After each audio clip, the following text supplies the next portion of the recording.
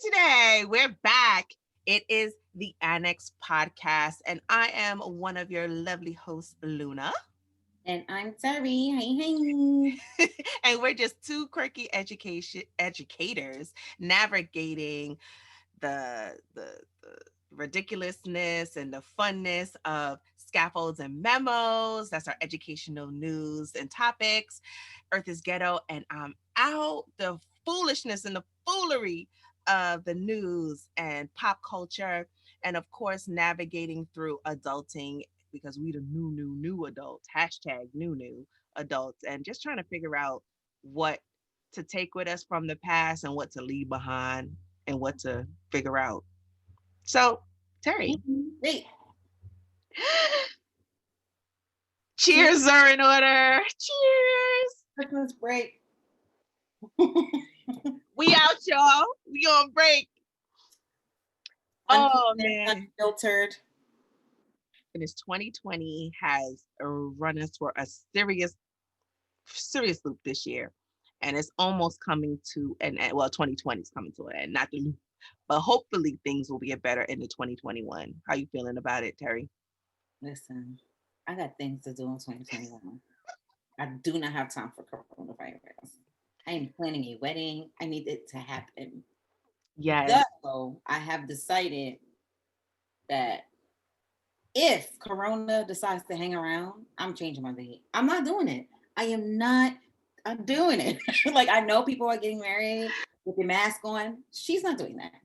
No, you're not gonna say now kiss the bride and like Gotta take off the gotta mask. take off the mask. Not doing that. But I'm looking forward to new beginnings. I'm really praying and hope. I had to get up and pray and supplicate because I'm really over the corona. Like Mm-hmm. it's just it's dragging it. Like you can't do anything, and it's getting worse right now. But I blame the people because people are out here, yo. Walmart. What happened at Walmart? I went to Walmart. What did I need? I needed to pick up something quick. I dropped my daughter to work and I said, let me run the. It was like 5 p.m. When I say the parking lot was full, the lines were lingering. Today? No, this was like Wednesday. And I guess it's because it's the holiday season. Like where I am, the people are outside. Mm-hmm. Like outside shop, the mall is packed. All the New York plates, everybody from New York coming out here, Mm-hmm. Of course. and it's just a lot. It's a lot. Like it doesn't seem like we're in a global pandemic because I recall when we first went into the pandemic, you would go outside, it would be a ghost town. The tumbleweed we tumbling. Now it looks like a regular schmegular December. Like it doesn't look like. You know what part of it? Just for everybody to know, today is our hashtag off the plans. So we gonna be all over the place today. We who knows what'll come first? We don't know if adulting will come first or Earth is Ghetto come first. It's just off the plans. So please try to stay with us today because we're gonna be navigating all over the place today. Just come on this ride with us. Just come on this ride with us today. Stay with me. Stay with me.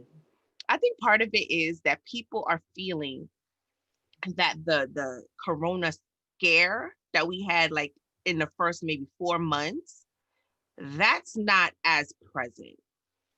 You know, that scare where it was like literally like go outside, somebody you catch the wrong carbon dioxide breath on you, it's a wrap. You know, that element is no longer present. So people are a little more open to going outside, and especially a lot of places are about to shut back down. A lot of the restaurants are shutting back down, and some of maybe the personal services are might shut down soon next. So people are just, I think, are just trying to get back out there, re reload up on things, and kind of be out there and be a little bit social again, and then go back into their hidey hole again. because I definitely felt it for a while where I was like, I think I could go outside for a little bit and see a few faces and still socially distance or what have you. But now I'm starting to get that feeling again where I'm like, all right, I need to like reel it in again a bit. So I think that that is definitely going through the waves with people. And like you said, it's the holiday season, the weather is changing. And so people really don't want to be caught out there, especially with these weather changes. You don't know with snow, you don't you don't ever sometimes you feel like, oh, it's gonna be nothing. And then it's like the it's like the blizzard of 2020 2021 or whatever, and you're like, man, I should have did this and this before. So I think people are just trying to be a little cautious and making sure that they refill on their social lives, their supplies, and just trying to bring a little cheer to some people where they can, whether it's buying a gift, just seeing someone's face and spending a little bit of time, or whatever the case, or just seeing things that are associated with the holidays, because a lot of that stuff isn't going on. A lot of the um, I don't know if they had it this year, but the Yankee Stadium usually has like that winter wonderland, Oh yeah, I remember that. and that and I know that was like a huge event. I don't think that happened this year. Look at me, I'm sweating, I'm hot. Um, and a lot of those types of things are not happening this year, but there are a few happening. So I think people are trying to get out and do those things as well. There are a few like drive-through lights, um, Yeah, I went to one. displays, and things like that. So people are trying to get out and do like festive things that bring them joy that they can participate in. So I think that's part of it as well. I went to one of them drive-through things for Faye's birthday because he's the Corona police, right? Like he didn't want to do anything. So I was like, all right, let's do something. Let's go to the drive-through. We drove to it. We were on the line for 1 hour. I'm sorry. First of all, we drove pretty far because I was trying to be creative because I didn't want to go, to New York. So I'm like, let me go the other way. 1 hour, Luna. And I was so impatient. I'm like, what's going on? It's taking so long. So then when you get there, yo, the presentation had to be 4 minutes. That's the worst when you wait for hours and then what you go to experience is like two And it seconds. wasn't even that hot. It wasn't even popping. It was cute. And he was like, oh, it was nice. I was like, it was nice if we lived around the corner. We live a whole hour and a half away, bro. Like, but luckily we did something else. So it Hmm. wasn't that bad. I'm glad Right. we had two things to do, but girl, it's cute. Like I enjoyed it, but it's not the same when you don't have the kids and they're not little anymore. I Mm, invited the girls, they were not. it And I wasn't. They weren't no, here for it. no, I'm not. Mm. The holidays are not gonna be the same. Even tomorrow, like they're not even with me. So it's just like, oh, Mm. I'm almost an empty nester. Aw. That's all right. We out. I'm moving away. I'm going somewhere. Every parent says that. They say that they're gonna move away once their kids hit a certain age, or they, leave the nest or vacate it for momentarily. They're like, oh, I'm changing locks. I'm moving to a sunnier, a warmer state. That's how I really feel. Like I'm out. I'm going on the West Coast somewhere and be out. Cause I can't take it. Like that snowstorm last week, like Yeah. it was a lot. Like digging out the car. Hmm. I mean, even though the community they clean the streets, whatever, but you still got to take out your car. Did you Right. have to take out your car? Right. Well, I parked in the driveway, so I didn't have to Oh, deal with that. okay. So, because whenever they clean because they're very good at cleaning the streets here, but when they clean the streets, sometimes they kind of Push shovel the the snow and shovel oh, it on top of the parked cars. So that's why I moved my car off of the street, because I didn't want to deal with. That's where the problem really happens when you park on the street when they come by and they clean it, they push all the snow up against your car. So then that turns into ice. So then you have to like chisel out your car. So I parked in the driveway that way. It wasn't really so bad. And then the sun came out like a day or two later, so a lot of it, And melted. melted. So it I wasn't had to so dig bad. out my spot when I went to work the next day. Hmm. I like drove with my shovel because I know the Bronx. Like I already know. Um, I'm from there. I know how you guys are. and my thing is, why do they always suspend alternate side?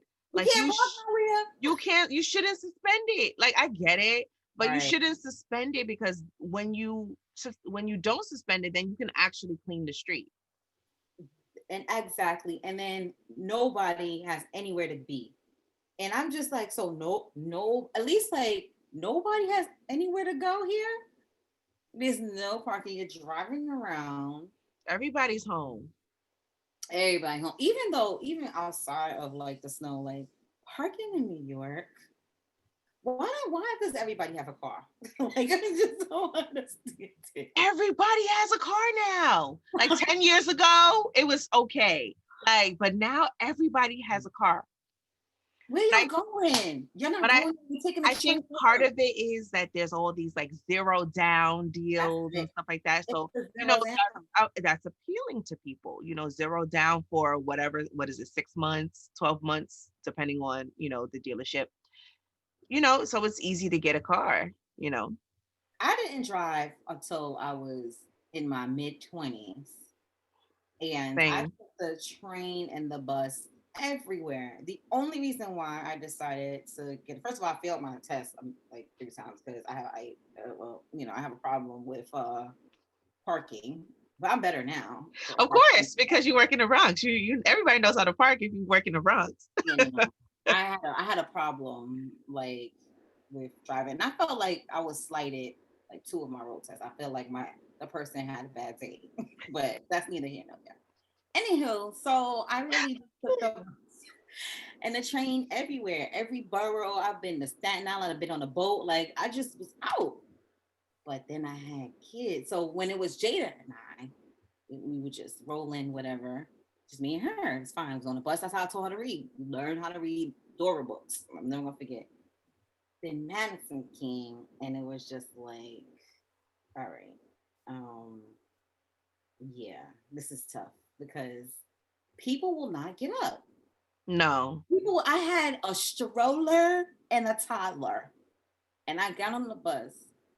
Dude was sitting in, I know, in the one seater on the side. That they're not supposed to sit in, or they're supposed to give the seat up if a elderly, handicap, or a person with children comes on, they're supposed to get up in no seats.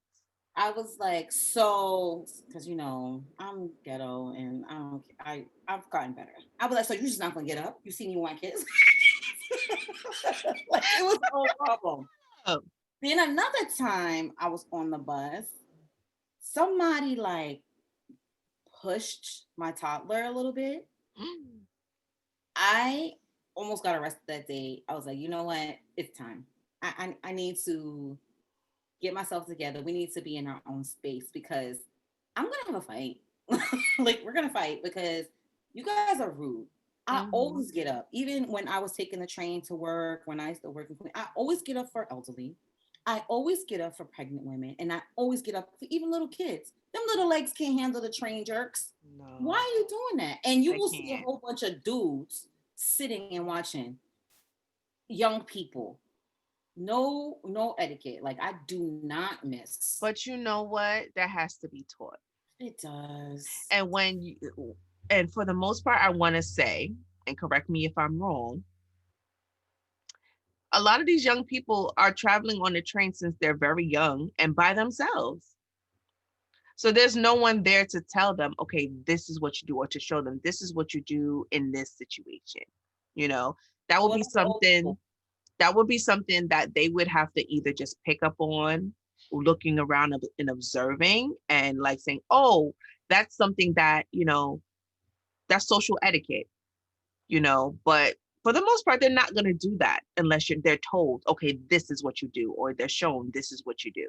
So I understand it to a certain degree. I was just talking to someone the other day, about something semi-related. We were talking about cursive writing. I know I just like changed the whole subject, but cursive writing and how, it's not taught in schools anymore like it was when we were younger, even the generations before. And they're like, what do you mean it's not taught? I'm like, it's not, something that's deemed as necessary because, we're in the, technological age where everything is, um, you sign, electronically everything. So them learning their signature means nothing. The bank will accept them printing their name. The bank is not going to say, "Oh, that's not cursive. We're not going to accept it." The bank will accept them printing their name on the back of their check, you know. And I remember working in a summer day camp years ago, and I had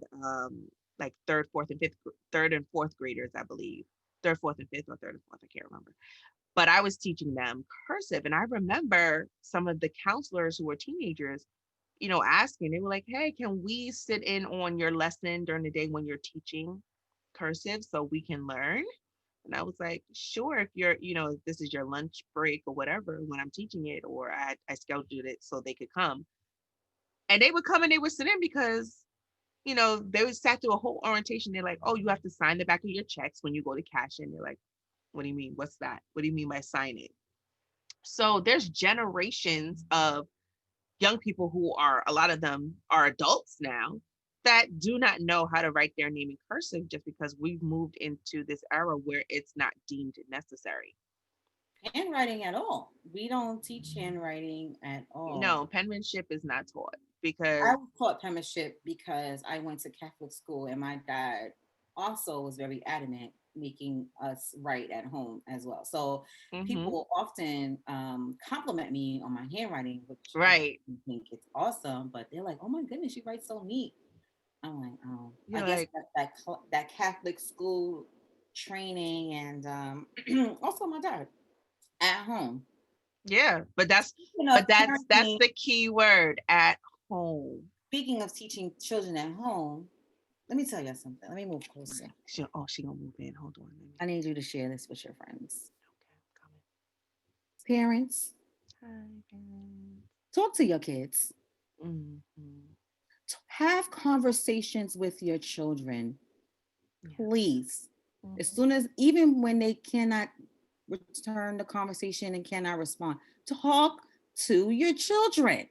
In plain English, or your first language, or I your first language. mean, the prior knowledge. Girl, you ain't said but a word. And this is off the cuff, and this does not reflect the DOE. These are solely the ideas, feelings, and principles of the Annex podcast. Yo, talk to your kids. Like sometimes I feel so bad because they don't know. Like they really, you could just tell no one talks to them, like at all. And that's something I've said in my remote class to the grown-ups that attend our class daily. I said, they're like, what else can we do? What else can we do? I said, talk to your child, have conversations. Don't brush them off when they ask you a question. Answer them, To them, even if even if it's something you feel is inappropriate for them, like it's something you're not ready to have a conversation with them about. Explain to them why you're not ready to have that conversation with them. let me tell you something. When my children were little, and even now, if I say, I always ask them, "How was your day?" Mm-hmm. And they used to be like, "Good." What was good about it? Elaborate. Like that would be Mm-hmm. all. That was always a follow up question because that develops language. That Yes. develops prior knowledge. Now, I understand that everyone is not in a position to take the children to the zoo, to the aquarium. We're all not in an equitable situation where we have the means to travel for them to gain that prior knowledge or have access. Okay. Mm-hmm. However, even if you're watching your show, stop, have a conversation about it. Mm-hmm. Talk to them. Talking is free. I do it all the time. If it if people would charge for talking, I would be in hella debt. That's all I do is talk. Pay me to pay me to talk. We can talk. Hence why we started this podcast, so we could just be out. That's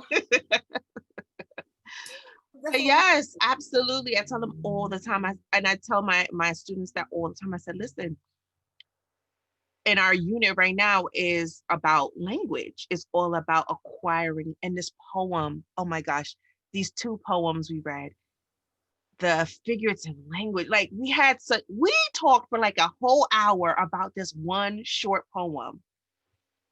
And just to give you like just a summary of the poem, basically the boy said, I am thirsty for words. I said, what? And then got a word. he said, and it was all about, and you had the image there too of him like this with his mouth open and it's raining. And he said, when in the rain, he said, and I almost like I felt it, like it was a mic drop. He was like, um, when the rain, basically when the rain drops into his mouth,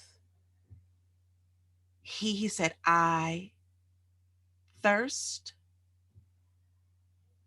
I know, I grow. I said, what? Come again, sir. He was like, when because it's called I go to the land. So I think the first land was I go to the land of words. That sounds like a word. He said Mm-hmm. I go to the land of words. Oh, bullshit. And basically he basically says I never want to leave, for I am thirsty. And I said, what?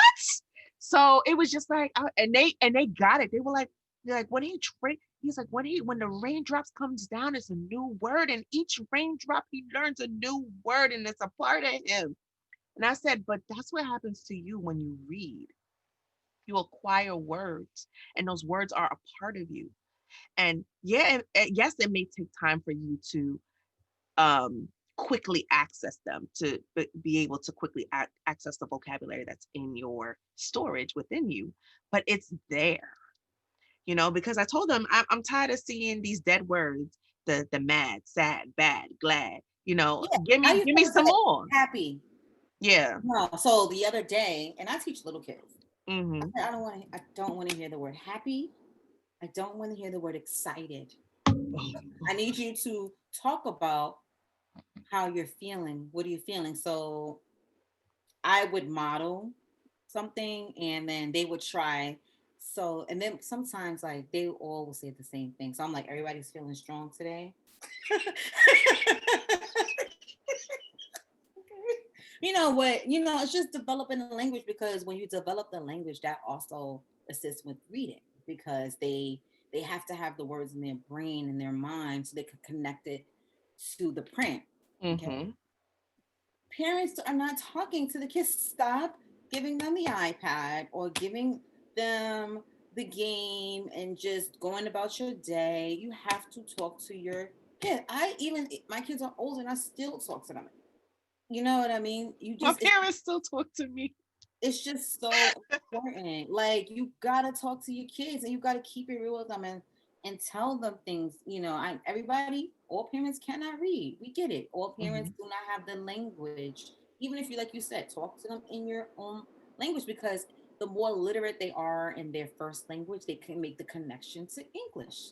Hmm. Like, I wanted to tweet that the other day, and I'm like, is that appropriate? I wanted to be like, parents, talk to your kids. Like, it's so hard. And here's my problem. I think I don't know where we are here. We Okay. told them to rock with us. We off the plans today. Hashtag Okay. off the plans. The plans today. So here's my problem. It's Take a it's seat. the lack of. I do not like it. I do not like it at all.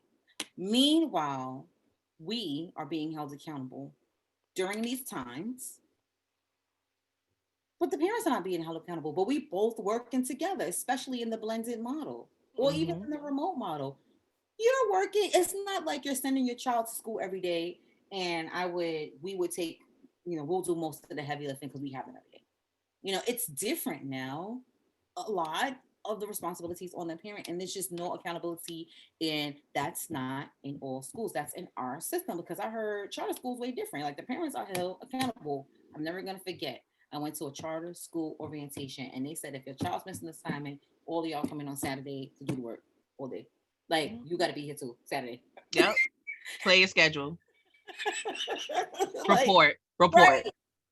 And I guess because it's a public school system, that's why, they can't be They can't mandate anything. they can't And mandate anything. But Lena, when I tell you it makes our job harder, it makes our job harder. Because if you're in the blended model and you go home, you're home for 3 days and you do nothing, when I see you when you come back, it's like we never talked. mhm. It's like, it's a lot of reviewing and trying to bring back. And honestly, this is a failure on the system to me, Right. because right now this achievement gap that we work so hard to try to close, and we working trying to close since 1988 or the 1800s, it's getting bigger, and the reality is going to be worse, Right. because it's not there's no balance here. There's no balance. Children, you could just say I'm here and you marked present. Right. But if We I can't we stay can't home and I say I'm here, present. want to be present? No, No. because somebody is slipping into my, you know, classroom to check to make sure that I'm there. I can't be home on my any day, A or B day, talking about Hmm. present and on Google Classroom. My area is not there. I'm going to be marked absent. Hmm. Why is that not the same for the students? Why? Right. Well, I think part of it again is, I mean, of course, if you take it back, way back, fall back, way back, back, it's all about access, equity, segregation, even though people will say segregation doesn't exist. It exists. Not as aggressively so as it was in the past, but it's still there. Um, when you have those elements still kind of looming, still kind of hanging, all of the trauma that people carry. We say, oh, the parents need to be accountable, but they're not even some can't even be accountable for themselves. They're working on themselves or not working on themselves. So they're doing the minimum for their children. Food, And yes, that's why that's not equitable. food, shelter, those are the things that they make sure that they have. Supplies. I had a baby this week, in a program, and she didn't have anything to you because I was doing like an art project with them, and I didn't ask I didn't expect her to have a lot of things in her home, but I expected her to at least have a paper and pencil. And she was like, I don't, because she wanted to do it. She was like, and I know her, from interacting with her live in the building, and she's very happy to learn. She has a great vocabulary, very excited. She was like, all I have is a highlighter, and I guess I could find some paper. Well, she Like, was online though, right? yeah, and but it was a different setting. It wasn't a classroom setting. It was a extracurricular setting. So I wanted her to draw something, but all she had was a highlighter, and This she makes did, and she did draw it. She did draw, and she was like, "Look, look, look!" And I was like, "Oh, it looks great." But I mean, it. I couldn't even see it because it was a highlighter. But it was a baby, so I had to be like, "Oh, it's great." I So get that. I get that. I get that because we had a project, and I understand we set up. We have a winter projects, and we put up 3 choices. So just in case you didn't have a supply to make a diorama, you could do this or you could do that. We get it. I sent construction paper home. I get the supply part, but sometimes I get not having all the supplies.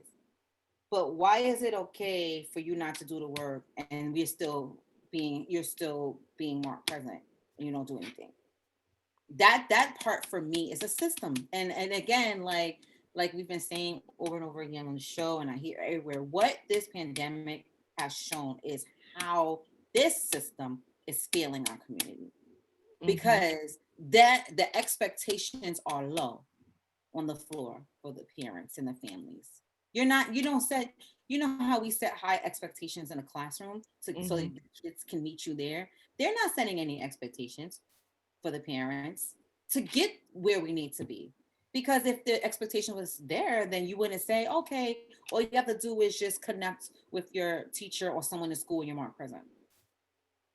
Because then Right. you're not being accountable for the work, the standards that you so much want to talk about and test them on, right? Mm-hmm. They better not. I pray, my God, Lord Jesus, help me if they test these kids this year. I'm gonna throw up. I'm gonna throw up because, like, honestly, it makes me want to leave. It's making a lot of people want to leave the system. It's just, but then it's like you feel compelled to say, it's like, okay, maybe I can help if I could just touch one person, if I could be make a difference in a few, I'm making a big difference. So that's where my struggle is. Let me tell you something. I know that anybody in a service position feels that, whether you are a teacher, a nurse, a doctor, whatever position you are, you feel that. Right. And you don't see it until somebody says something or they show their appreciation or whatever the case may be. Like, for example, this week I had a meeting with a parent and she said, and I almost like I was tearing up because the parent said, what I have seen a change in my child from the previous year to this year, just being in this class, in this remote setting. I have seen a level of maturity in her. I have seen a level of um, aggression as far as just being an advocate for herself and, you know, um, completing the tasks mostly on her own and what have you. And she said, to me, she's like she is afraid of you, but at the same time, she loves you. Like she's like, I gotta get this done because these are the expectations that my teacher has, and I have to do this. And she literally argues with her parent about what she is and isn't supposed to do because she's like, it's supposed to be this way because my teacher says it's supposed to be this way.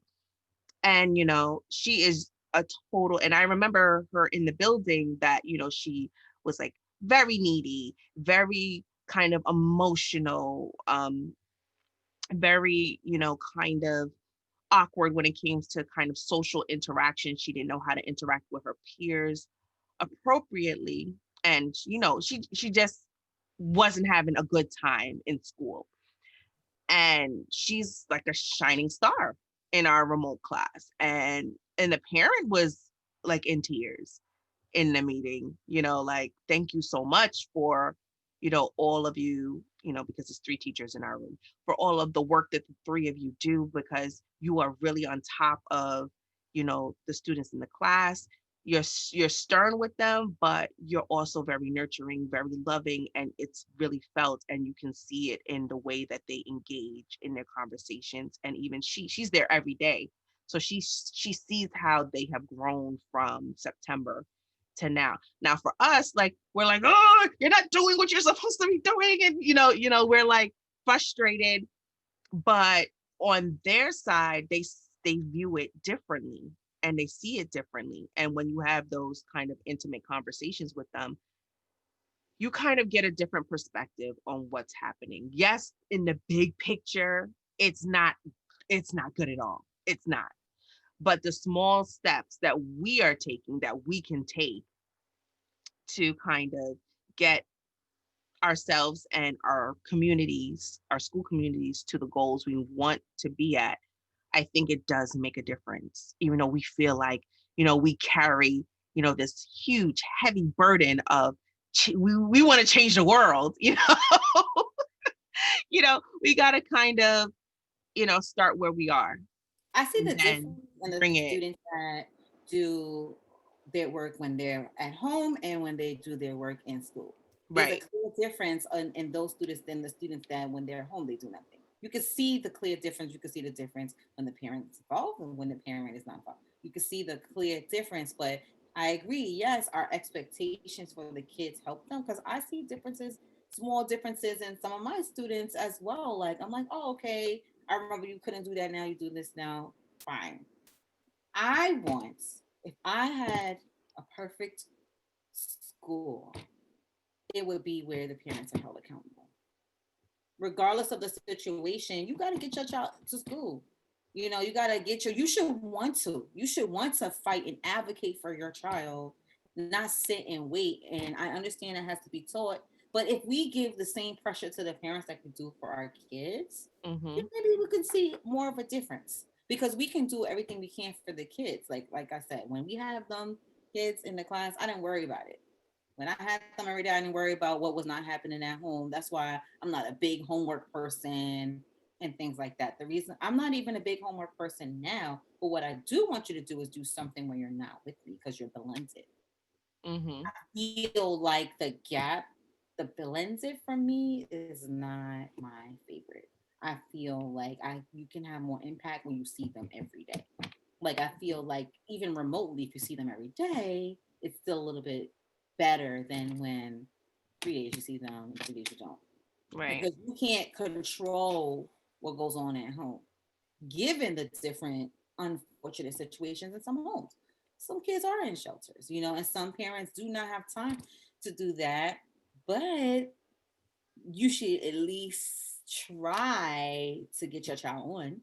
Mhm. That's why I try to make all of my lessons like child friendly where they don't really need anybody to help them. That's why I voice record and I take my time to do all of that. So you could just sit and click and it's like I'm there with you. So you don't have to like bother mom, dad, cousin, auntie, grandma, whoever is there with you.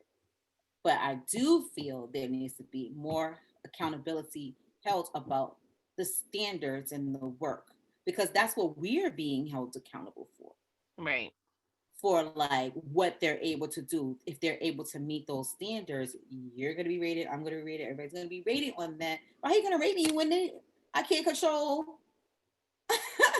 That's like rating somebody like being rated on attendance. I can't control they brand let's go. I can't control that. Like what you want me to do? Be the neighborhood Uber, making sure everybody's here. That's their responsibility. I Get have them that be here. van. Get that school van.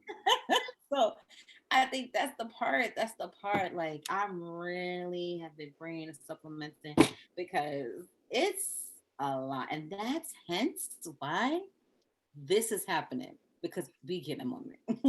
I'm going to drink up. I'm going to binge watch all of the TV. Yes, all the shows that are Wonder coming out. Woman tomorrow. Yes, there's so many things dropping tomorrow. No, HBO Max is trying to take over the world. There are so many shows dropping and movies dropping tomorrow. Yeah, so I I don't even know where I know Wonder Woman. I'm scared that I'm gonna go and try to watch Wonder Woman and it's gonna like the site is gonna like be janky because everybody's watching it. So I feel like I might hold off and not watch it tomorrow and maybe watch it later on in the week. my Because list on Netflix is so full. I know I've s- 'Cause I don't have time to watch TV during the week. Like I literally come home, take a nap, maybe cook something, work out, take a shower, go to sleep, go to work, come home, take a nap, maybe cook something, work out, take a shower, go to sleep. it's pretty routine. I get And you. even if I try to watch something, I fall asleep. It Like ends up watching you. Yeah. Mhm. I'm literally my mother. Like she can't Oh watch. no. I am my I'm mother. definitely my dad. Oh yeah. Like I cannot. So I watched one movie called Peppermint. I was able to get through that. That was pretty good. She was a Hmm. bad ASS. Say it for me. Ass, Yes. I was ass, ass, ass, ass. Get it? Ass, ass. guys, I vicariously live through my friends cursing. I wish Luna would curse more on the show, but she's kind of like, she holds back. Don't let this fool you. Pirate mouth. She cursed like a sailor. Okay. But I've been trying to get because I can't do it. If I just don't. I haven't cursed since a child. Like it's just not who I am. So I just make up words and pronounce things wrong. It's great though. I love I every couldn't moment of pronounce it. the land. Well, how you say it? What? Okay. Larry, he helped me pronounce it. The movie with Peppermint. She is a when you're when you're a hero, but you're still wanted by the police. Oh, Vigilante. vigilante. No, I have to literally think about it. Like I gotta think about it. I think I was dropped. I'm sorry. You might have been, but it's okay. We love you. Like I got like all these degrees, but like there's just some words just escapes me. I just can't Listen, pronounce that's it. everyone because there's certain words that I cannot pronounce properly. To this day, I asked my parents the other day, you know the doll, a Cabbage Patch doll? Oh, Cabbage Patch. I no. Forever I called it a Cabbage Patch. What? Where did P come from? I was because I was really little. I was like 3 when it Oh, came out. So even though when I saw it, I knew it was Cabbage Patch, I would just, without when I wasn't thinking about it, even now, I would say, oh, that's my Cabbage Patch. And I'm like, that's not right. oh, this is And I went to my somewhere. parents the other day. I was like, what? Why did I say that? They're like, that's what you said. You called it that. So we just Yo, rock out. And I'm it's so crazy. Like for a long time, it wasn't until it was pointed out to me. I'm so Bronx that I say three. Like, why do I say it? They somebody I was saying something. I said three, and they was like, "What?" I was like, like, three. yes. It was like But three. that's just part of a lot of the things that we say. And I was actually reading about this the other day. I was reading something about it. About is they have it's called African American vernacular. Mm. And it's just culturally, and just historically, just something that just happened when, our ancestors were enslaved, when they were learning English or whatever language, because there was the British, the Portuguese, and all the other Europeans. When we were learning their languages, that's just how it, in the same way that when people come here from other countries and they're learning English, the endings of words are cut off, or some of the beginnings of words are cut off, some of the blends are said differently, you know those are just things that happen. So that's how different accents and vernaculars um came to be. And then it became regional, so you have people from the Northeast and people in the South and people in the Midwest, so they have their own as well. So even within our state, or even within just NYC, and you break it down into the boroughs, there's different pronunciations there as well. So we all of our, and then we have Caribbean in us as well. So then there's that on top of. I my English is horrible. First of all, I can't understand the way I talk. But that's just how I speak. I don't know. I got all these degrees. I'm very smart, good at what I do. But when I speak, I sound so hood. But it's just, but however, like Mhm, when I did go to Fordham, mhm.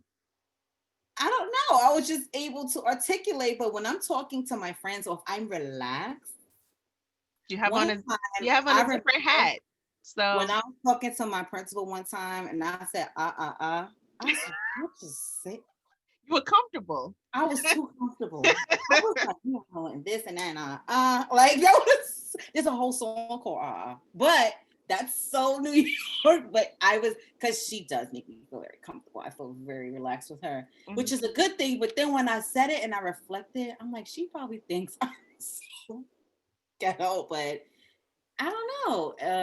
I think I have a mix of maybe my mom's accent, Bronx accent. I don't know. My English is all over the place. I still There's my verbs be mixed up. Like a it's whole a mess. they broke that down. I'm gonna text it to you later. The little like I still snippet. put B in front of everything. Like Well, I'd be going. I That's be just going like that's just yo, like if real. I'm That's relaxed, just that's how I speak. real New York, I'm and like I say all the time on the show. You hear me, you hear you feel Luna, and then you'll hear me. Clear difference. Clear difference. Same type of education, same career, but we definitely grew up in different parts of New York. but you know what the funny thing about that is that when I don't know what happens. I don't know if it's just me or it's other people. Like there's a switch that flicks whenever I travel outside of New York. my New York accent just says, "Oh, let me shine. Let me come out more. Let the people know where we're from." And sometimes I just hear myself and I'm like, Yo, do you remember when we went away and the Uber driver was like, "Are you guys from New York?" And we were like, "Yeah." They were like, "Cause these sound like a whole bunch of Nicki Minaj's." I said, "Yeah, and we were like, what, Nicki? no That's props to funny. Nicki, I don't sound but like I her." get it. But that is their that for them, that was their representation of someone from New York. Like Nicki Minaj, Jay-Z, those are like the New Yorkers She for told us we people. sound like a bunch of Nicki Minaj's. And I was like, what? Me? But I get it because I feel like there's a switch that flicks and we just say, be more New York, more New York. And I hear myself sometimes and I'm like, why do I sound like that? I speak way different than my daughters who grew up in New England, and Right. we sound totally different. And we sound totally different from our parents. Yeah. So, My it's mom is I- too Americanized. Like, come on. but I mean, she may sound too American to you now, but maybe 30 years ago, she didn't sound like that. Yeah, she You sounds know, like like crazy. I feel like when I hear, accents of people from where my dad is from, I'm like, you don't sound like that. But he sounded like that to me when I was younger, you know. So now I'm like, oh, my dad sounds mad American. But to my friends who are like American or like their parents are from the South or whatever, my dad has a heavy accent. And I'm like, no, he doesn't. You know what? We were watching P Valley. Yes. Okay. Why did I need captions? I could not understand them. I was lost. I was like, I need captions. What are they talking about? Their southern accents were so Yeah. strong, some of the characters. I really needed captions. I could Oh, I not always have the captions on understand. for any show. I always have the captions on because, especially when it's like a murder mystery or a drama and they in the corner whispering all the time, I'm like, what they talking about? Why they whispering? No, like But no, one but of the scenes they were talking, and I had to be. I did not understand them at all. it's different. No, because when I go to the South, and I don't know if I know, I tell this story all the time. We were at a drive-through, I think it was McDonald's, and my cousin said, order what you want, and I said, of course, here goes my switch flip. Said, be more New York, and I'm like, yes, can I have a cup of coffee, please? And they're like, ma'am, because down there they call everybody ma'am, and they're like, ma'am. I said, a cup of coffee, please. They're like, ma'am, what is it you need? I said, a couple, and I'm looking around in the car. I'm like, is it me? What is happening? I was like, can somebody translate? Because I don't know what's happening. Because I know what I'm saying, and I know y'all know what I'm saying. So why should I understand when I say, can I have a cup of coffee? And so then my cousin, who's from, the area, she says it, and it sounds totally different. I can't even say it the way she said it because I really have to think really hard on how to say it the way she said it. But I mean, it sounds like the word coffee, but it's they put the accent somewhere else and it's not so much or in it. It's like it's almost like the New England accent, the way that they say coffee, where it's like in the back, it's like, I don't know if glottal is the proper term, but it's like in the back of the throat where it's like coffee. It was Mhm. almost like that. And I was like, and they're like, and right after my cousin said it, she was like, oh man, a cup of coffee? Okay, no problem. And I was like, I just said that. I said it. I said it. I said that like We four also speak times. English. I was like, I don't understand what's happening. And then when some of their friends came over and their accents were very strong, I was like, when you like nod and just go, uh-huh. I was doing a lot of that. I was like, oh. I was like, what? Because I kept saying, excuse me, pardon, pardon. And I felt like that was getting irritating. So I was just like, okay. After a while, because I was just like, I don't know what anyone's saying. Oh my Or I would god. just listen very intently. Like, I'm like, That's why I don't call my uncles. It's not that I don't want to call and check on them. I don't know what they're talking about with their heavy accents, So Caribbean accent. I'm just like, just text them. I don't know what he's saying. Now sometimes, like if we're at a family gathering, I'm like, what he said? You're like, "Mm, he said something. I don't know what he said though." I'm so Bronx. It doesn't You make just you any just sense. gotta read the room. You're like, "Mm." It doesn't make any sense, girl. So all right, so we went through accountability because we didn't plan friends. Off hashtag off the plans today. Like usually we plan with things. Okay. Okay, so listeners, you know what? I have a few, and I talked to Terry about this before.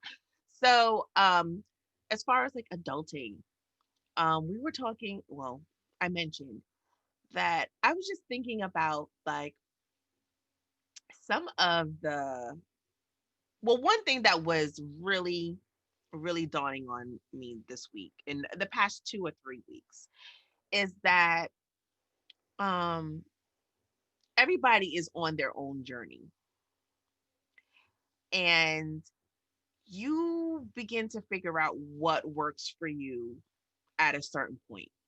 What point they may be, I don't know. Some you may figure it out in your 30s, you may figure it out in your 40s, you may figure it out in your 50s, who knows. But when you do figure it out and you know your path, sometimes it's difficult because, and I know people said this to me maybe a year or two ago, and I was just like, I don't know about that. But I'm starting to see it now, like everybody is not going to understand your journey, including the people you care about the most, the people you love, and the people who may be in your life regularly, your friends, your family, your coworkers, even some associates. Everyone is not going to understand your journey, and that's okay. And sometimes it's disappointing, um, but don't let it lead you off of your path. And that is something I had to kind of come to grips with in the past couple of weeks. And one of the things that kind of triggered it, or I was triggered by, was um, Dr. Biden, who will be our new first lady. A gentleman wrote an op-ed, basically, long story short, telling her, "Oh, you need to drop the doctor from your name Oh, I saw that. because it's ridiculous and laughable. You're not a medical doctor, so there's no need for you to have that. You're going to be the first lady, and that should be enough." Mm. And it triggered me, and I was like, "What?" You know, and I and I do feel like for some people, whether they're misogynist, whether they have toxic masculinity, or they're just old school and they don't know better, they feel the same way. Like if you're not a medical doctor, why is doctor in your name? Cool. However, they don't have a problem with Dr. Martin Luther King. Did he go to school? He I went to don't know if his is honorary or not, but he school went there. to he went to the to be a minister. He went to theology school. He has theology education. I don't know if his doctor was honorary or not, but there's a lot of people who have honorary doctorates because they have done something amazing in the field that they're in, and there's a school that decided that they would like to honor them and give them an honorary. Plenty, I mean, nowadays, yes, they just fling them out, but but I mean, these people to some degree have done something, whether it's in the arts or it's in politics or ethics or civil rights or whatever the case may be. A lot of people have received, Maya Angelou received, I believe, an honorary doctorate. There's so many people. I think I want to say the Obamas have them. There's so many people that have honorary doctorates, but they don't use it. And there are people who actually have doctorates and then have honorary doctorates on top of that. Um, but they have done so much in different fields. So they were given that honor. So when these other people have these honorary doctorates, not necessarily ones that they earn, no one is like, oh, don't call that person doctor, whatever, or doctor,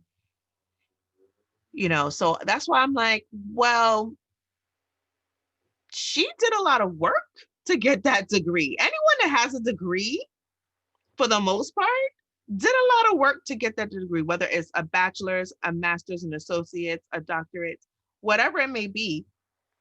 That person put in a lot of work hours to get that degree. So to say that, it is laughable or foolish is a little ridiculous. Is it foolish that the first lady now has nude pictures circulating and that's what she did for her life? So should we, is that ridiculous as well? Like, it's just all about preference. I think, you know, that's that for me, that caveman mentality, like, when it comes to women, you Right. know, and they're like, that same person was okay with Melania being just Melania, like just being a trophy, or like not having a doctor, not having a degree. I'm wondering if she's even a citizen. So, like, she literally, what did she do? She was like a model slash porn person. I I don't mean, even know I don't think she necessarily did porn. I think what she she what did she. have some nude pictures. I don't So like you're okay with that, but you're not okay and with. nothing against anyone that chooses to do porn. No, that's That's your nothing. life choice. That's your life choice, but you're saying like what's good for the goose and good for the gander. Like I think it's phenomenal that she's an educator and she's a doctor. That means she's going to have a cause. You know how all the first ladies have something that they were going Hmm. for. Obama did the health thing, being healthy and eating better. I think she's the one that got sold out to schools. I'm Yeah, not she's sure. the one that changed the meals in the schools. So She had a part in that. hopefully Dr. Biden will do something for us.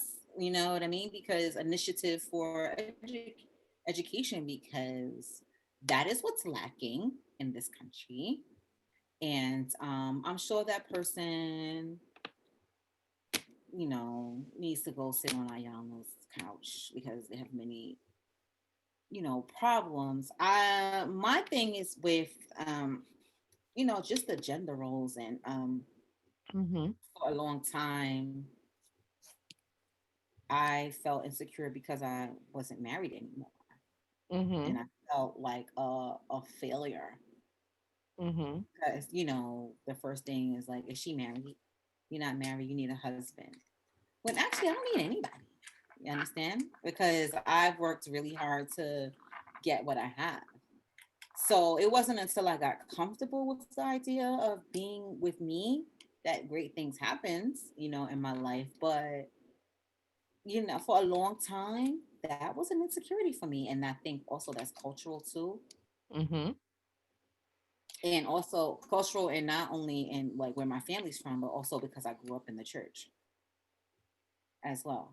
So it was like, you have to be spoken for. No, I speak for myself. Hey. Hey, And thanks. for a long time, that was a problem. But it's so funny now that I am about to get married. Like, now I'm working on not being submissive, but respecting my mate's Hmm. feelings. So, like, I had to make a decision this week where I wanted to do something and he did not want me to do it, which he usually lets me rock. But I had to take a step back and be like, this is going to be my husband. Because usually before, if he would tell me to do something, I would look at my finger and be like, oh, okay, I'm sorry. It's nothing there. I don't even understand what are we talking about because I'm my own person. We're just eating, we're having fun. But then he did put a ring on it. And so it's just like not necessarily obeying, but respecting how they feel, how the other Right. person feels. So And yeah, vice I versa, think like that's I will go ahead. definitely. I would want him to important. do the same thing for me, but that's a struggle because here's my struggle. Mm-hmm. Because I've been put in a predicament where I kind of have to be the alpha female in my career, my home, I do have a problem being told what to do. I've always had a problem with authority. I've told many administrators off in my past. I do not like people telling me what to do. She has, and it's great, and I love every minute of it. Let me just say that. Like I don't care who you are. I have no problem telling you how I feel if I feel like you're ridiculous. Don't tell me what to do when I went to school for it, and this is what I'm doing in my class. This is what I'm doing. Like that was have always been my attitude. Even now, it's my attitude. I'll be like, well, I'm not doing that. Like so, at home, I bring that energy here, Yeah. and I have to chill. But that's also kind of going back to when we were taken and separated and how we have to be strong. We're taught to be strong. We're taught Mm-hmm. to be independent, and that's why you see a lot of us single or single for a long time, or struggle with that, because it's just like we're not taught to need anybody. Mm-hmm. Even when I was married, my mom always was like, make sure you put your money to the side just in case you gotta go. You know what I'm saying? Mm-hmm. Like back it was they took the man out and the woman had to be everything. So that also puts a stigma in our guys. So it's a lot. And especially being from a Caribbean household, and you taught to be strong, but then they want you to be married. I mean, make a decision. And I was thinking about that the other day. Like, there's a lot of, I mean, besides all the trauma and everything, there's a lot of projection when it comes to things like that. Like, they tell you, okay, you need to have A, B, and C because that's what they were told they had to do. And when they see you being successful without doing the things that they did or the choices that they made, it scares them a little bit, I think, where they're like, what? They're like, what's happening? Like, how? Like, they don't get it. They're like, how is, my child or my grandchild, how are they able to do this when I couldn't? And I Like, still can't. And I still, to some and I degree, still can't. can. Like, how do you So, want me to be independent, go to school, and make a life for myself, but then you're gonna tell me I need a man or I need a husband? I mean, we're sent mixed messages our whole life. From So the you time, right. especially when you're a woman, you're sent mixed messages your whole life. When you're a young girl, what's the first thing they give you when you're little as a toy? A doll. A doll, a baby to take care of. That's the first thing you get. You're told here, this is your job. You need to take care of a baby. And you're like, and you're a baby. And they're telling you to take care of a baby. Right. Then when you get around 9, 10, 11, they tell you, don't look at no boys. Don't like no boys. Don't look at no boys. And you're like, what am I supposed to do? Like you're like scared to even look at a boy because you're told from the time you're 10 to the time you're about 20, don't look at a boy. Then when you turn 21, 22, 23, they're like, oh, you don't have a boyfriend? But you done told me for 15 years not to look at a boy. So Now now you want me to have a boyfriend? I'm socially awkward. I'm not in the street. I'm sheltered, and now you want me to be social and meet somebody. Like, it's crazy. You don't talk to us about relationships in the reality of it. Not in all households. A Mm-hmm. lot of, especially my household. I'm gonna talk about me. And then when I F up and I'm making decisions, you wondering why I'm making these dumb decisions. You showed to me my whole life. Nobody talked to me about none of this stuff. I'm out here going with my feelings and with looks and making young and dumb decisions. And then when it don't work out, then I'm moving on. I'm being myself. I'm growing. I'm evolving. Then you wondering why I'm not married again. Yeah, so we said women and girls are sent mixed messages their whole life. And I love one of my girlfriends, she actually told me like she does not, talk to her and her husband do not talk to her child in that way. And make them fear, their little girl fear looking at a boy. If they're looking at a boy, those are normal, natural feelings you're supposed to have. You're supposed to be attracted to whomever you're Whoever attracted you're to. attracted to. And that's normal, but you're supposed to discuss that with them instead, have those conversations about their feelings and the things that are happening, and not say, don't do this, don't do that, don't, of course you don't want you in your mind, you don't want certain things happening before you believe they should. But at the same time, you should be having those conversations that, listen, you're going to feel this way, you know? Yo, I talk to my girls all the time, and they are over me because I'm so blunt with them because nobody talks to me. And one of the things Right. I took away was like, I'm going to talk to my children because no one talked to me. So at dinner, random, I'm like, "How's everything at school? Anybody having sex with some boys? Anything I need to know?" Everybody having sex? No? Everybody split? Okay. Listen, you're this age. Let's not act like your friends are not doing it. I just want to know. I'm not telling you not to do it. I'm telling you if you decide to talk to me so I can help you, Hmm. or I ask them what's new on the streets and you like anybody. So far, they're not, they're pretty like to themselves. I Hmm. don't know how, because I don't know why, but they are. So I do ask though, and I let them know you could tell me anything. I don't care if you like a boy, a girl, I don't care what it is. I just want to know so I can help you make better decisions so we can have that dialogue. Whereas I didn't have the opportunity because I feel like, you know, hindsight is 2020. If I had opportunity to talk about some decisions, maybe I wouldn't have made them the way I made them. It was just like, don't do it. The Lord said, do not get married. They even went to, let me tell y'all, this uncuff. I know this show's gonna be long. When Up we went the to conference, plans. we went to Hashtag. conference one time. They had a young people's workshop talking about sex and stuff like that. Hmm. And they literally did the anatomy talking about when the penis enters the vagina and they break the hymen, how when it bleeds, that's a blood covenant from the Lord. I was so scared to have sex. I was like, Why would they do? This is why. I was so after that workshop, I was like, I'm not trying to have no blood covenant. Nobody. And that's why I'm a mess now. This is why I'm jacked up. I'm an alcoholic. Not really. I'm all over the place. And this is why when I did leave the church, I went haywire. I was in the streets because this is what was told to me. They bugging. So, like, I mean, I do appreciate growing up in the church because it gives me like that culture, Hmm. church culture. Like when I see church, I'm very churchy, but at Right. the same time, I'm not church. I'm a, I'm different. Like, I'm an unfit Christian.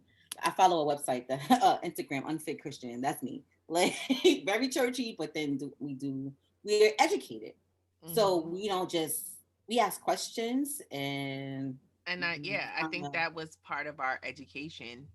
right. Even if there were some questionable things that were said and done. Um, I know for myself, growing up in the church, we had my church group, especially my Sunday school homies. We always questioned authority. We had zero problem with it, and literally the teachers for the next year would hear about us coming and they're like, oh man, here comes that group. Because, we always question, we're like, really? So that's what it says? So if it says that, then why does X, Y, and Z have, we always Yeah. questioned it. And, there was never a time, I have to honestly say that I can honestly remember where it was unwelcomed, where it was shut down, where we were told we were asking too many questions and we need to be respectful, or whatever language they want to use to shut us down. There was never a shutdown. It was always like, oh, we welcome your questions and we want you to be aggressive, we want you to ask those questions, we want you to push the envelope. So that was always kind of part of who I was, even just growing up. I didn't care who you were, man, woman, child, cat, dog. I'm a question what you're doing and make sure you realize the choices that you've made, because you look like you're trying to make some choices for me and that's not happening. So, that I don't regret any part of, growing up in church. I mean, as I got older, there were certain things that I had to kind of develop more of a growth mindset. And I think that That's helped what's up. me, develop into the person that I am now, because I feel like if I didn't have that ability within me, I would be in a totally different place right now and be a totally different person. Well, yeah, I think that I was shut down. Like it was just like some things the Lord just don't want us to know. And I'm like, okay. So I did follow a lot of what I was told. I didn't begin asking questions until like my separation divorce because I was Hmm. like, why is this being accepted? This Hmm. and that's and I was an adult. It wasn't until I was an adult that I started asking questions and looking around. Things are relative around here, huh? Like it's relative to what you need. Because back then this was unacceptable, but this is acceptable. Hmm. Hmm. And then I went off, I left, I went rogue, and I came back, and I kind of developed my own sense of self. And I always say to everybody, I am happiest doing me. The Lord will tell me when I'm doing too much. He be like, "Girl, sit down." Like you have your conscience, whether it's your ancestors. Some people believe the earth. You know when you're doing too much. If you have a conscious and you have your own set of spirituality and you're connected in Hmm. that way, you have that instinct of self-control. You know what I Right. mean? And unless like there's some real like psychological or mental issues, which a lot of people are addressing now that they never addressed before, or trauma to make you do things that are really off the cuff. But Hmm. pretty much like you just exert good energy and good energy will come back to you. It's Right. not necessarily, oh, you got to do A, B, and C. Everybody has sex. Stop it. I'm tired. I do not, don't do that. Like, because everybody mama have a child that they had before they was married. Or, you know what I mean? So,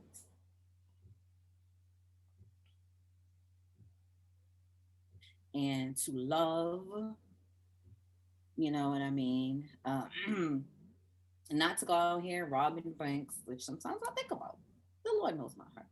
When I look at my bank account, I'm like, maybe we should set it up. Like, Wait, how could I how could I no. possibly pull that off without I'm not getting built arrested? for jail. No, if I ever went to jail, who said this? I'm gonna be the dirtiest person in jail. Somebody touch me. I think it was Martin. I'm not brushing my teeth. I'm not showering. Nothing. I'm be stink. All that. But I think our journey is what going back to journey. I think that's what we're talking about. Makes us who we are. Right. You know what I mean? And you have to respect everyone's journey. Even when someone pisses you off, you have to think about sometimes now I'll be like, what you been through? I'm wondering, like, what have you been through to make you do that? Right. Like that's something, and a lot of times I'll always just say they need to see Anyano. I keep her name. That's my aunt, but I don't say her name right. You need to see her because there's something in there we need to address. Like all the time, even like in my relationship, the way we when we staying together, realize I was raised this way, you was raised this way. It's different. So sometimes Hmm. that's why you clash in relationships. Not necessarily that you don't love each other and you guys don't have the same interests, but also how you were raised. Hmm. Like raised differently. But girl, so I guess how long we been talking? I don't even know. I can't tell you. But but yeah, I think this going into 2021, there are going to be some shifts. I'm like magical and mystical. There are going to be some shifts. And I think February, they're saying, is the month where you're going to see a lot of changes happening. They change it? Yeah, positive changes, because we're in the age of Aquarius. If you know that song, Age of Aquarius, No. they're supposed to be, look it up after the show. Okay. Um, It's like a hippy dippy kind of song. But the age of Aquarius is supposed to be when like a lot of establishments are broken down and new ones come about. All the establishment of the United States of America, I'm not saying I'm not that because that needs to be broken. I don't know that much information. I'm not connected in that way, You but know what I was told the other day when they but talked about the stimulus yeah. that like almost 70%, I don't know the exact number, or 75% of Americans make under $75,000. Yeah. Absolutely. Absolutely. I know how much, I make, and I need another job. Absolutely. Because if you think about it, what is minimum wage? And it depends on the state, right? Isn't it like 15 in New York? Okay, so let's say minimum wage is $15, right? And remember, and this is just talking about a single person. You're not even taking in consideration if this person is married or if they're with someone or they have children, or they live in an apartment, you know? So, and they have bills to pay. And now there's even more bills than before. So you have, your internet you have to have your cell phone, you have to have, pay your rent. There's a lot of bills. And if you're making $15 an hour, and I don't know what the shifts are, let's say you work 8 hours. So let's say you work 40 hours a week minimum, right? You're not making them, and that's not salary, that's hourly wage. So and that's not even to say that you're working every day, Right. right? Like, whoa, whoa. Like to hear it in that percentage, it kind of like opened up my mind a little bit more on how effed up this place is. When people, first of all, your prices are ridiculous everywhere. Okay, except maybe in the South they're not so bad, but like the You can coast, say in the South it's not so bad, but you have to remember the wages also go the up. wages change. So everywhere is expensive. So it's about this. I mean, I would say it's equivalent. It's just a little more, it might be a little more outrageous up here because what a studio apartment, minimum studio apartment in New York City is like 11, $1,200 a month. That is in the hood as well. Because I remember when I was looking for apartments in the Bronx and what they were asking, I was like, on Grand Concourse? Right. That's why I'm where I'm at now. Because I was like, you want me to pay that? And I might For the have box, roaches. for the box. And I For might the have, box. and I feel like I'm gonna have roaches. Like, Right. And that's not including yeah, utilities, what they right? were asking, and that was like years ago. Let's say I moved out here in 2012. That was years ago. And I was just like, I couldn't afford, it's true, I couldn't afford to live in New York at the time because I was by myself at the time, and it was just the rent was, and not my standard of living. I had two little girls, they were little. And I'm like, I'm not living over here. I gotta walk past garbage. Like, what are we asking for? Harlem? That's where I really wanted to live. I Mm-hmm. really, really wanted to live. I love Harlem. I love Harlem, but I couldn't afford it. I couldn't afford it. So it's just, and then you're gonna give your stimulus. Your thing was $600. I could spend $600 with my eyes. I'm like, blink it. I can blink, like, done. 600, done. Look, I done. go to Costco one time, half of that is gone, Yeah. most of it, or the supermarket, because first of all, food is getting expensive. I'm like, don't shop at certain chain supermarkets because your money, like, that's why I go to our favorite Trader Trader Joe's. Joe's Yeah, I love Trader Joe's. because I mean, they have most of what there are certain things they don't have, of course, but for the most part, that's the best bang for your buck. Because if you go to some of these other chain supermarkets, when you look at what you get at Trader Joe's for the same price, For the it's same like amount. you could feed yourself for, I mean, again, it's organic, so it's not gonna last. You have to eat it that week unless I you just freeze, saw avocados today. unless you freeze it, or you cook it and then you freeze it, or whatever it is you're doing with it. So horrible at You that. know, but you know, I went this week just to pick up a few things just to have, make meals for this week, and it's still, I still have it. So I went to Trader Joe's on, where did I go? Trader Joe's Sunday. I still have food from Trader Joe's.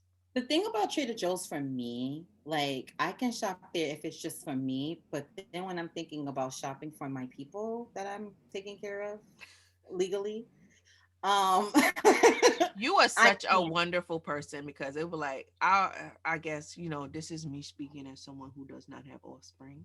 Let me can't. just put that disclaimer out there before they come for me in the comments. Everybody, I guess that's how I grew up, to everybody gonna eat what we cook. No, it's not that. It's the meat is too expensive. I need more meat than that.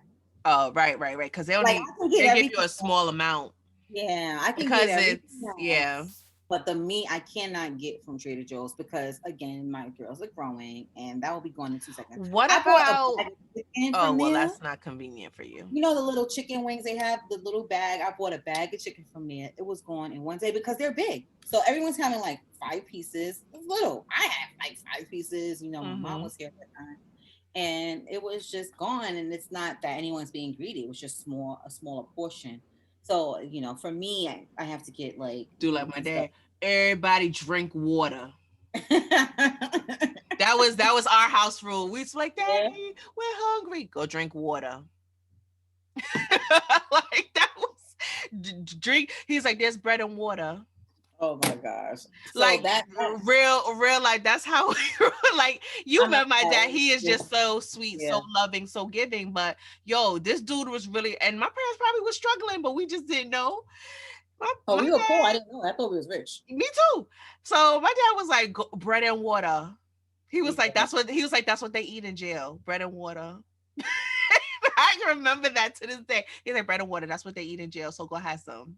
Right. No, And I no. was like, I don't like that. Well, So it's probably my fault too. My kids are kind of bougie too. So like, I used to eat hamburger helpers growing up. Like, I could not make that now. They'll be like, ew, like who's eating it? Sorry, no offense. I used to eat it. My father used to eat sardines out the can. Yo, He used to eat corned beef hash. Like my yes, God. they love. I think that's just that generation Yeah. that they just grew up eating a lot of like processed foods because it was cheaper. I could never. Like, I don't even buy canned vegetables anymore. But I'm bougie. Don't Oh, it? girl, Uh, you know I'm bougie. I'm very So like I can't even drink. Like I said, I can't even drink Dunkin' Donuts anymore. Like I started buying Starbucks ground coffee, so for my coffee maker, but it was like, so when did you start buying Starbucks? I was like, oh, just recently. He was like, but it's really expensive. I'm like, but it's good. it tastes so it just tastes better. Like I don't have to put as much creamer. Like it's just it's actually a brand, unfortunately. But how do we get here? What were we talking about? All right. Girl, I All right. don't even know. We All off right. Let's end this off show. the plans. Hashtag. Let's end the show. Let's end the show. Okay. Okay. So guys, Happy listen. holidays, Luna everyone. didn't curse. I'm disappointed.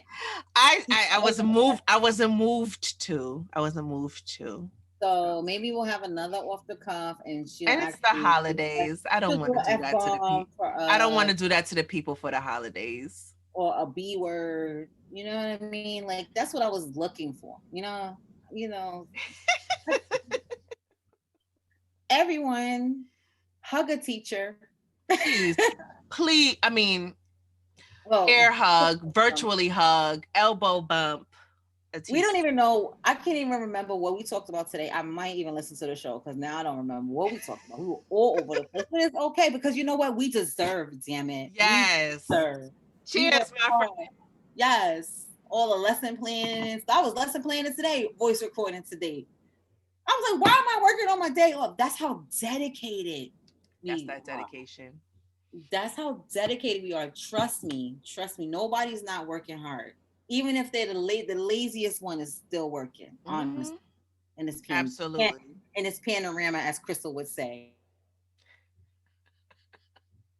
But much for listening. That's your part. Go. Thank you, everyone, for listening to us in 2020. It has been a real year, and we look forward to connecting with you listeners in the future in 2021. We definitely hope to be doing more things and definitely connecting to you in a different way. Recording more So, frequently. yes, we had to figure out what was going on in 2020. But 2021, hopefully we will figure that out better for you guys. So thank you once again. I am Maluna, And I am Terry. and this has been the Annex podcast. Happy and safe holidays, everyone. Bye, friends. Thanks.